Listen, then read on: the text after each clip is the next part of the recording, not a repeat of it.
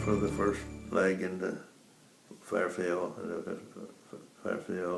We spent the night, and then the next day, one of the crews that took place and flew across to Westover, near Boston, and we refueled and everything there, and headed for the Azores across the Atlantic. And another crew did that, and then from the Azores, then it was my turn again, so I got to fly into Germany. And so we flew into Germany, and I had no problem finding Wiesbaden and landing, and they said, well, get over there. They said, get your engineer, you got to use him to get the attack, be sure we get the air prepared and ready, because we're going to start loading it to go to Berlin. And as soon as you get your crew rest, well, you get flight over there. So they didn't make me go until next morning. But the next morning I got up and there's the two of us. Well, I said, I don't think we took the engineer with us, but it may have. But so we took off for Berlin. Got over Berlin, it's all socked in. It's up pretty up above with the low clouds. So they said, we went into a holding pattern, and then the flight sheets coming in. But that didn't last. It about 30 minutes. It opened up, and we got to land. And what a mess when we popped out of those clouds, and it's all this damaged and wrecks, and the glide path we go right down between big buildings that are all burnt out and everything. Some of them were patched up, and where people were living in them, and the runway that we landed on, it wasn't long enough, so they added the steel planking before at the end of it to make it long enough, and but it did the purpose. But they had a lot of trouble with that runway. That was one of their biggest problems. But it's nice when then they had a big, the whole side of the airport was a big shed in there, and all aircraft was just tacked here under raining or whatever, they tacked under shelter. And so we had flour and some other food things. It was all food stuff from Wiesbaden, and so we got unloaded and went back, and I only flew. Then they of course I knew right from the beginning, or I don't know, I don't want to say right from the beginning. I knew pretty early that we weren't going to stay there. That we were going to be. We sent to Fosberg. That was the British zone, and we were going to fly only coal. And it is a British base there. But we flew, I think, five trips, and most of that was all. I think I had flour every trip. And then they said that you fly this one trip, you got a load, come back here and pick up what you have people and equipment and stuff to take to Fosberg. So I came back and just did that and picked up everything we wanted to take to Fosberg. I was up in the north area of that and in fact it wasn't too far from Holland there where we were, and it was a lot closer to the airport that they had built in the French zone. They'd been building. I don't know when they started it, but they had it finished and ready for us to land on it. They didn't have much else there but that trip, but they had a few buildings, and it's about 45 minutes of flying time from there, only up to Tegel, the name of the new airport, and everything. We'd fly 3 trips a day, and we had enough planes that we could fly them every 3 minutes, and unload, and then we could approach a plane every 3 minutes. I don't know how many times we did that. But when we had all the planes going, it was like that. And we go in and you just go in and no moving around. You go right in always and turn left and turn right, turn another right, and you're right up the runway to land it. If you missed or you landed something and had to go around, you just go back to Fosburg again and start over. Because you couldn't, no way you could work it. You got the levels, the flight levels and everything, so you wouldn't get out into any trouble. So but anyway, we got it going, and it was no problem. It was so we had 3 trips every day, and we didn't have many days off. Yeah. We had one afternoon off that we had. We took off. We had enough. We had plenty of time to rest in between. Then when our navigators and people were running all the jobs and schedules and everything, and some from our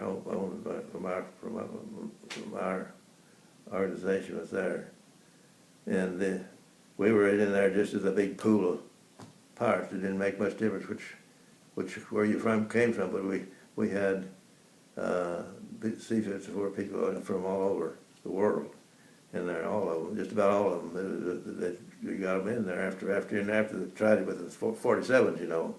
They couldn't handle it very well. So, but in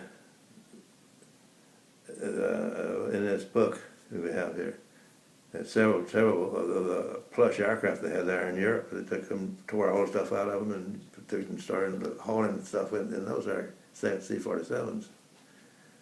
But when the C-54 got in there, it wasn't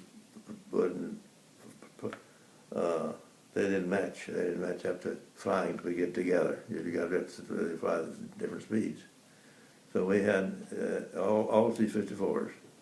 I mean, they made special trips with other at times with the others, but that would be a special setup.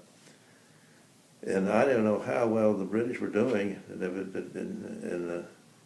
the French, but we were sure putting the coal in there, and they really needed it. Of course, sometimes things happened. It wasn't so boring. One night I'd taken off there, and an old aircraft. I don't think particularly wrong with it. It seemed to be okay. Took off and had, I don't remember what happened, but I had a feathered engine right after it took off. And so we circled around, came back, and they went and worked on it a while, and they said, well, I think it's all right now. And so I said, well, you think it is, huh? That's not very good, but we'll try it. And I went through again and did the same thing. I went and landed and had to feather the same engine and put it back again. It's the third time before I got it all the way around the loop. And somebody asked me, why didn't you just bail out and get rid of that aircraft? But it wasn't a really bad aircraft. It was just something little thing. And one time, at the first, when I was still flying in Tempelhof, I had to stay overnight for some reason. It's quite interesting to see. To have go to a restaurant there and eat, and limited menus, but they had some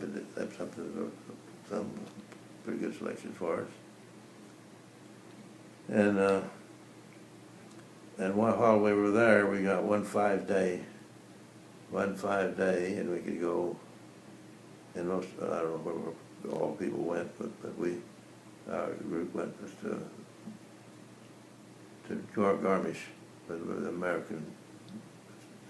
They practically took in a whole town, you know, to go into a town. It's a resort town. You're familiar with it at all? Mm-hmm. A little bit, yeah. And we went to Garmisch, and that was nice. We sat there and saw some shows and just. After I got back in December, I don't think I did it. They started in it, but they said, "Well, look, I was trained in Homestead as pilot. They had trained pilots and co-pilots. Well, I was trained as in fact, that's just when the war had been, of course, it had ended in Europe, and they had, when I went down there, they sent everybody back who was being trained for co-pilot. So they didn't think they would need them. They had enough of just trained for pilots, and but it's, you know, only 2 months, I think it was a little over 2 months that we flew. We did a lot of flying in our training there. But then I had been flying co-pilot, and not very many people wanted co-pilots to land and to take off with. On trips, but someone were, unless they were perfectly cleared. I mean, if they were specialists, they were cleared to fly as pilot, and so I was qualified to fly as pilot but I didn't get a lot of practice. So I had some local flying. We did some practice flying, and then I took an exam and a flight exam and a line check and everything. So I could be actually a first pilot and what would they call an aircraft commander. But that was after we moved to Vallejo before I got that far along. And they have when the war ended, right off the bat, they had people sign up. If people had all the points and everything, they got out. They'd right out. And if they didn't want to get out, they could stay for just 1 year. So I just signed up for 1 year in the war, and but then I knew I wasn't going to be going anywhere, so I had signed up for another extension, and I don't know if it was more than a year. I don't know how long it was, but then when I went to Hawaii, I had to stand up for indefinite in order to get to go to Hawaii. They wanted me to practice and do lots of landing. And before I was over there, I was also flying to co-pilot. Qualified, I went to the school for C-87, the Boeing, the B-50-02, which was the improved B-50, and they made cargo planes on that frame of the B-50. And then they had airlines bought some of those. In fact, my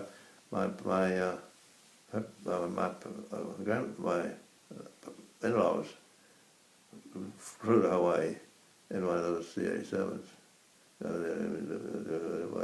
They were really had them fixed up.